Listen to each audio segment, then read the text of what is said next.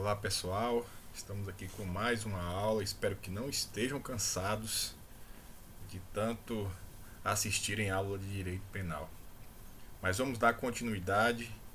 Essa é a nossa aula de número 11 da disciplina Direito Penal 1, curso de Direito da FACAP.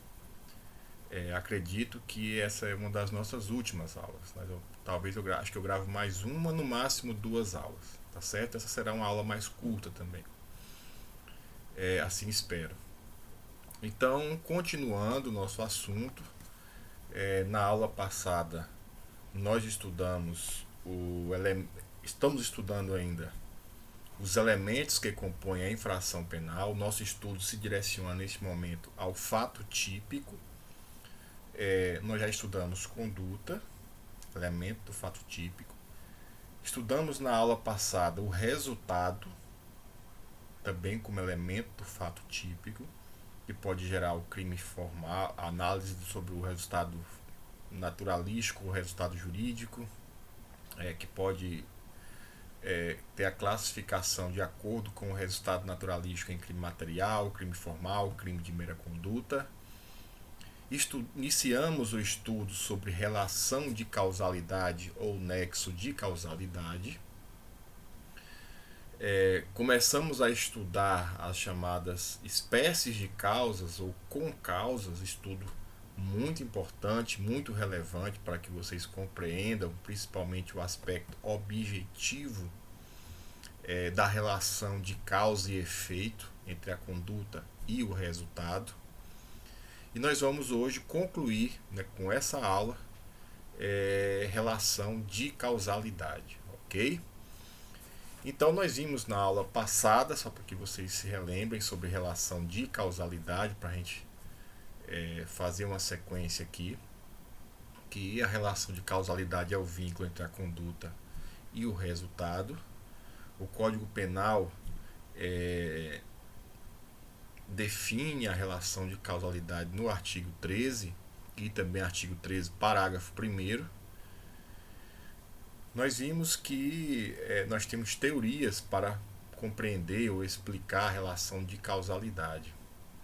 E o Código Penal, no seu artigo 13 caput, adotou como regra a chamada teoria da equivalência dos antecedentes causais, equivalendo, ou seja, não distinguindo as espécies de causas que contribuíram para o resultado. Ele diz que causa é tudo aquilo que contribui para o resultado. Então, no aspecto físico, tudo aquilo que contribui para o resultado é causa dele, tá? Nós vimos que para poder fazer essa investigação eu preciso me utilizar do chamado processo hipotético de eliminação. Mentalmente você verifica se excluindo aquela causa o resultado ainda ocorre, tá? Chamado processo hipotético de eliminação. A gente viu que somente esse nexo, essas duas teorias conseguem nos dar o nexo físico, mas para responsabilizar alguém eu preciso verificar o elemento subjetivo, ou seja, dolo e culpa, ok? E no parágrafo 1º foi adotada a teoria da causalidade adequada, que é aplicada em uma espécie de causa, que é a chamada causa relativa superveniente, que nós vamos estudar hoje, tá?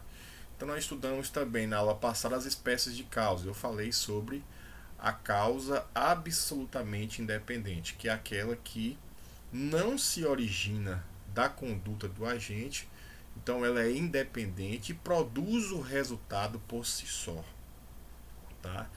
Logo, eu vou romper o nexo de causalidade e o agente, que é nosso ponto de análise, não vai responder pelo resultado. Naqueles exemplos todos que eu dei para vocês, para que vocês consigam compreender melhor, ele vai responder tão somente pela tentativa e não pelo resultado da conduta, ok? Agora nós vamos falar sobre uma outra espécie de causa, que é a causa relativamente independente. Nós vimos a absolutamente independente, que pode ser pré-existente, concomitante ou superveniente. Já a relativamente independente também pode ser pré-existente, concomitante ou superveniente, tá bem? Qual é a distinção aqui? Enquanto na causa absolutamente independente não há uma relação de dependência entre a conduta, que é uma espécie de causa, e a causa que produziu o resultado por si só, eu tenho um rompimento do nexo de causalidade. Aqui eu também tenho que ter como meu referencial, meu ponto de partida, a conduta do agente. Tá?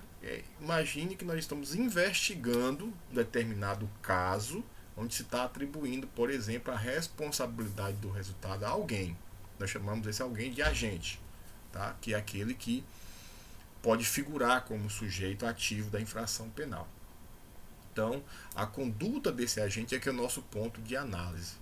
E eu vou também dar exemplos para que vocês consigam compreender, ainda que sejam os casos esdrúxulos, difíceis hipoteticamente de se verificar, muito embora às vezes a gente verifica que acontece sim.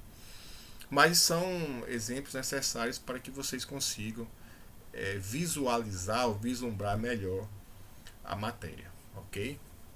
Então, quando eu falo em causa relativamente independente, o que acontece? Nós temos mais de uma causa contribuindo para o resultado. E elas não são independentes, ou seja, não tem uma causa independente da conduta do agente que vai produzir o resultado por si só, como acontece na absolutamente independente. Aqui existe uma relação de dependência. A causa se origina, ou pelo menos ela se origina, ou ela é simultânea, ou ela se sobrepõe e de forma conjunta produzem o resultado. Tá? Então se origina no sentido de que existe uma relação de dependência entre as causas efetivas do resultado. Tá? Então aqui existe uma relação de dependência. Então nós vamos ver em se tratando de cada uma dessas hipóteses. Primeiro, a causa relativa independente pré-existente. Nós vamos verificar que existe a conduta do agente que, somada a uma causa que existia antes do seu comportamento, dessa conduta, uma causa que existia antes da conduta, e numa relação de dependência levam ao resultado. Ok? Vamos imaginar o seguinte exemplo que é bem citado pela doutrina.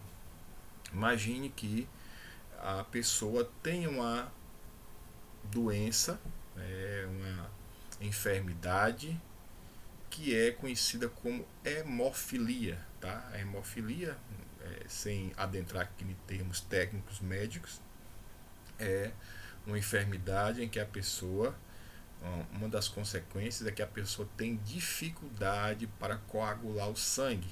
Tá? Logo, um simples corte, caso não seja feito uma interferência ou um tratamento logo, pode levar a pessoa a óbito porque ela vai sangrar até morrer. Então, em termos aí bem simples, para que vocês consigam compreender o exemplo. Essa pessoa tem hemofilia e, por exemplo, um desafeto dela, que a gente pode chamar aqui de agente, tá? Sujeito ativo, conhece, sabe que ela tem essa hemofilia. Aí, numa briga, essa pessoa desfere um golpe de faca contra essa pessoa que tem hemofilia, numa região que, para uma pessoa comum, seria uma região não letal. Por exemplo, um golpe de faca no braço, que leva a um corte. Uma pessoa sem essa doença não levaria a óbito. Só que, conhecendo essa doença, ele deu o golpe no braço da pessoa e essa pessoa vem a óbito. Tá? O que nós temos aqui? Fazendo aquela análise do processo hipotético de eliminação. Se eu retiro a conduta do agente, o resultado morte acontece, a nossa resposta aqui só pode ser não. Tá? Porque sem o corte no braço ela não iria morrer. Mas eu pergunto, sem a hemofilia ela também iria a óbito? Também Não. Então o que, que nós temos aqui? Uma conjugação de causas. A hemofilia é uma causa pré-existente, tá? E ela é relativamente dependente, porque ela depende da facada, mesmo que seja no braço. A facada no braço por si só não leva ao óbito, como regra, e a hemofilia também por si só não leva ao óbito. Nós vamos fazer a junção do golpe de faca com a hemofilia, numa relação de dependência. Como existe uma relação de dependência, não se rompe o nexo de causalidade entre a conduta do agente e o resultado. Como não se rompe o nexo de causalidade, eu posso atribuir a ele o resultado pela morte, o resultado que foi a morte da vítima, desde que ele conhecesse, obviamente, que a vítima possuía essa hemofilia. Ok? Então, neste caso, ele vai responder pelo homicídio consumado no exemplo que eu dei. Ok? Então, ao contrário da causa absolutamente independente, que a gente viu que ele responde tão somente pela tentativa.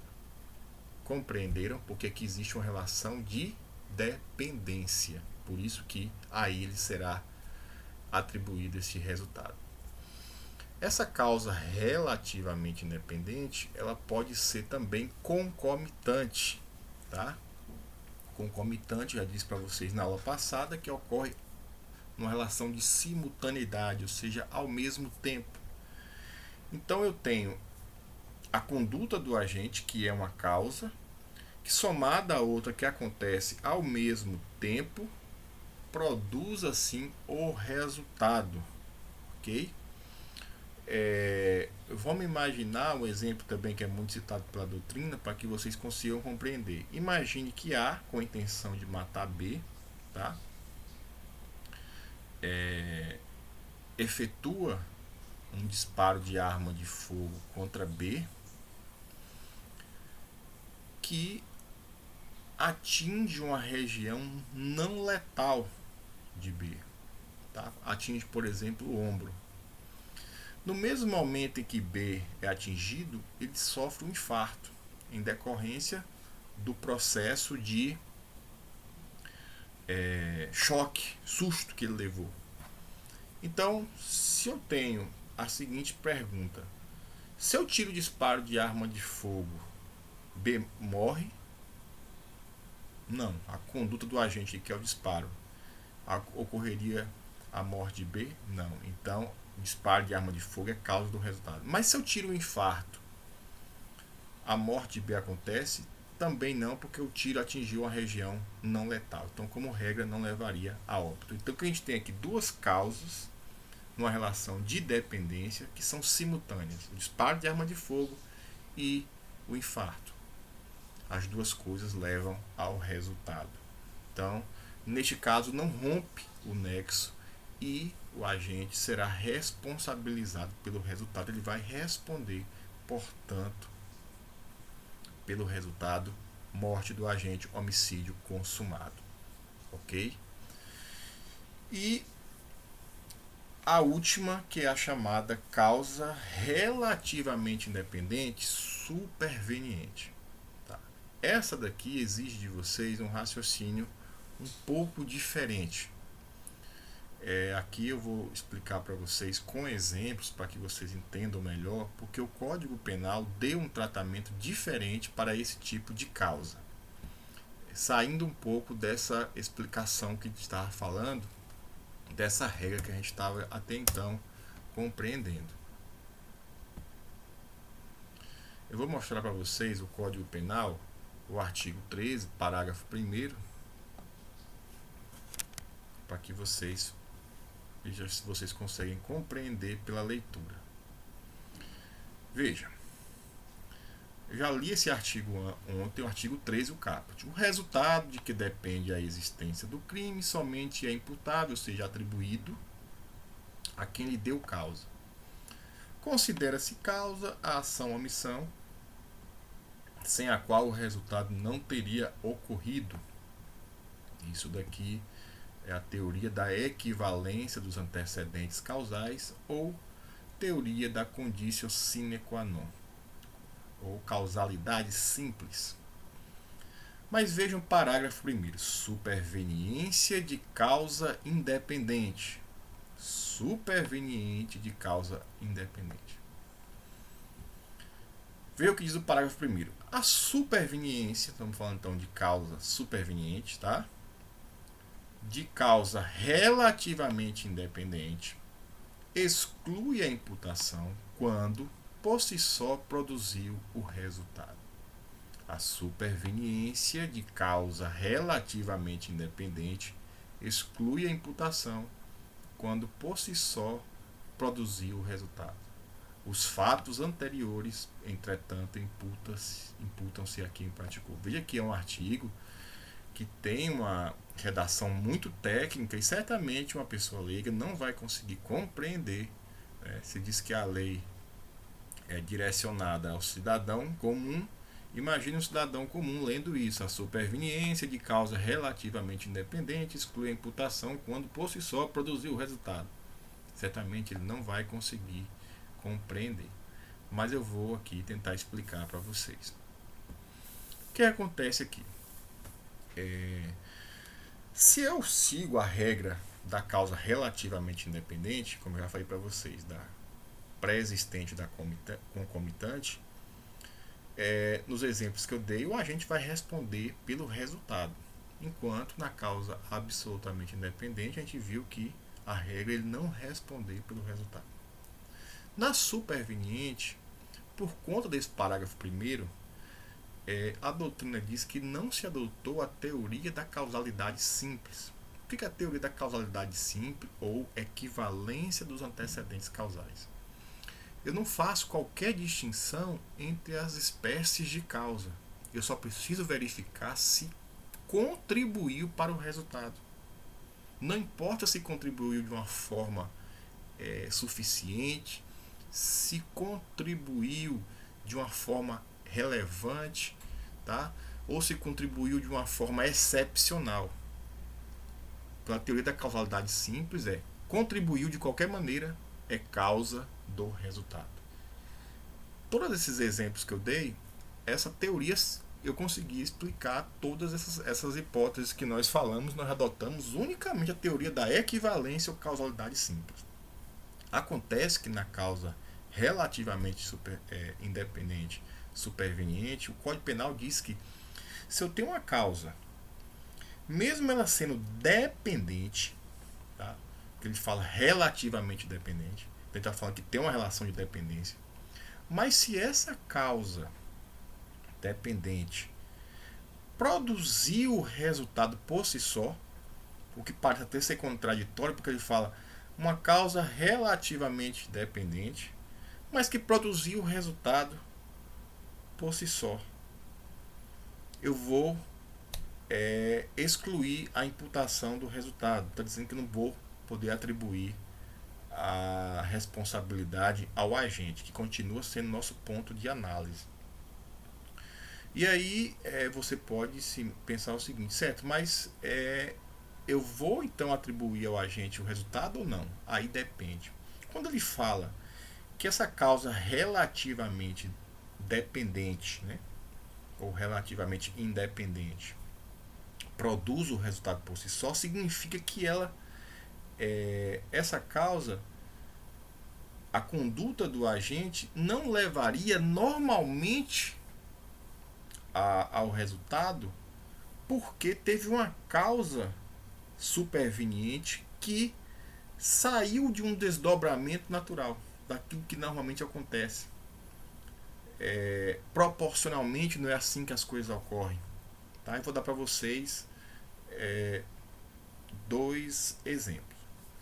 Vamos imaginar que A, que é o agente, tá, com intenção de matar B, desfere um golpe de faca contra B.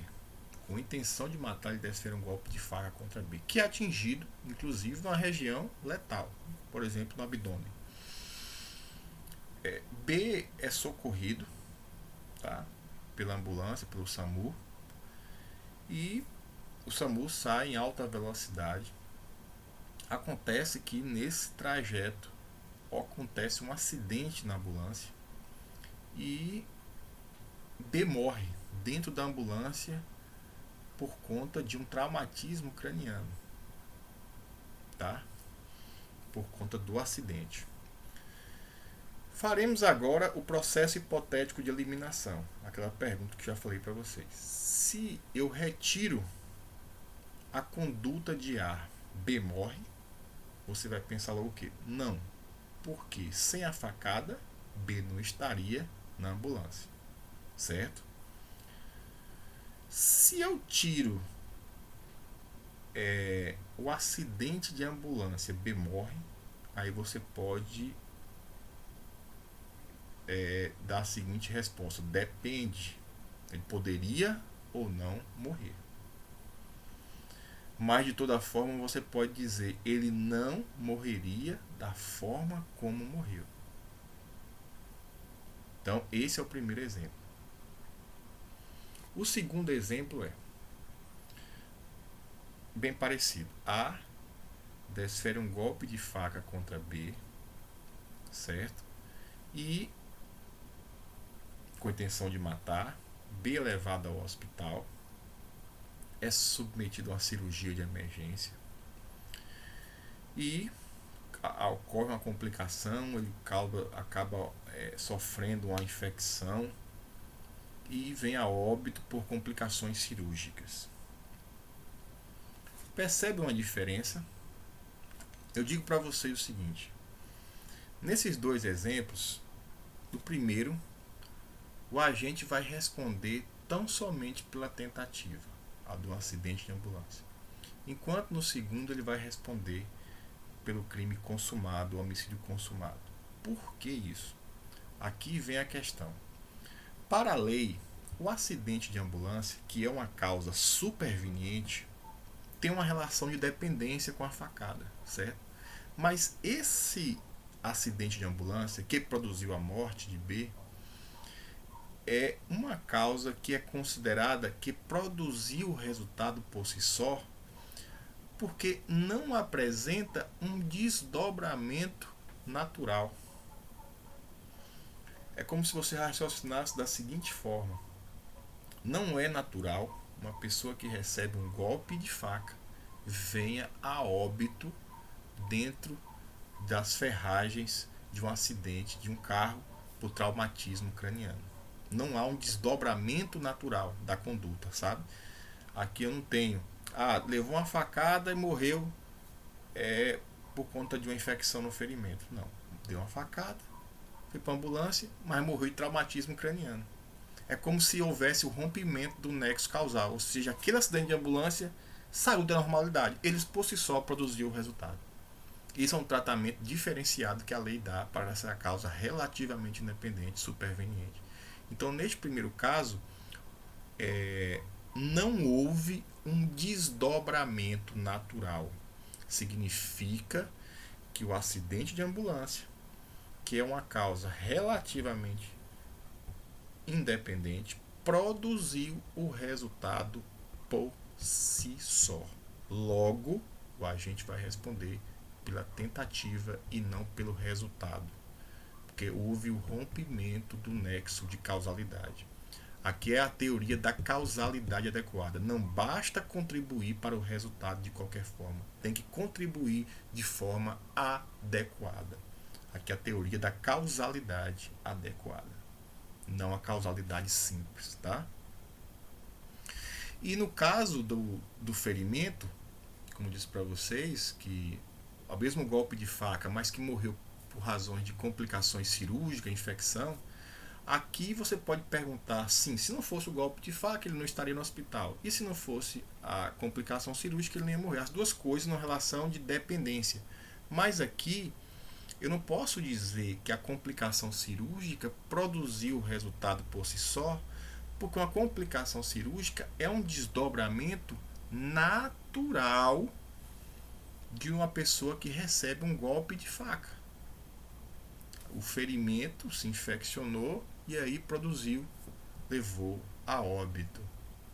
Então, este caso nos evidencia que aqui se contribuiu para o resultado de uma maneira adequada, tá? Daquilo que normalmente acontece. De forma, eu posso falar aqui, se você colocar por meio de um estudo de probabilidade, você vai verificar quantas pessoas que recebem um golpe de faca e morrem de acidente depois. Agora, quantas pessoas que recebem um golpe de faca e morrem por complicação cirúrgica ou infecção. A gente vai ver que é uma diferença bem grande.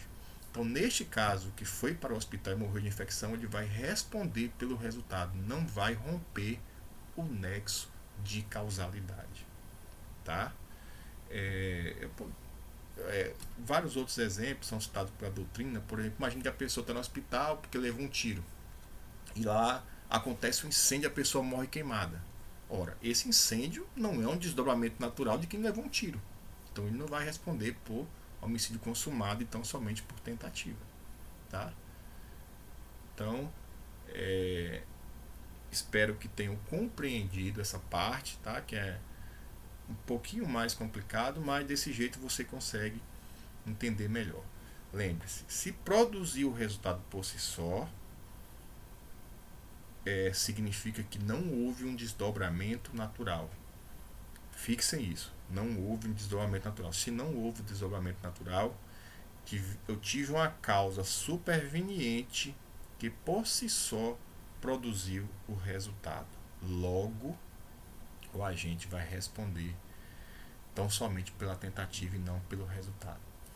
Neste caso da infecção ou da complicação cirúrgica, houve um desdobramento natural. Essa infecção, essa complicação cirúrgica não produziu resultados por si só. Tá? Então, houve um desdobramento natural. Neste caso, o agente responderá pelo crime consumado e não pelo tentado. Ok? Então, espero que tenham compreendido. Caso não tenham compreendido, inclusive, vocês podem mandar pelo representante de sala, se preferirem, perguntas, podem mandar por e-mail, podem mandar na plataforma Moodle. Essa aula já tem um material que eu já enviei, que é o material de número 6. Tá? Então, como eu disse para você, essa seria uma aula mais curta, só para concluir esse assunto. Eu acredito que eu devo gravar no máximo ou uma ou no máximo duas aulas, que eu também já vou encaminhar essa semana. Então, bons estudos e até a próxima aula.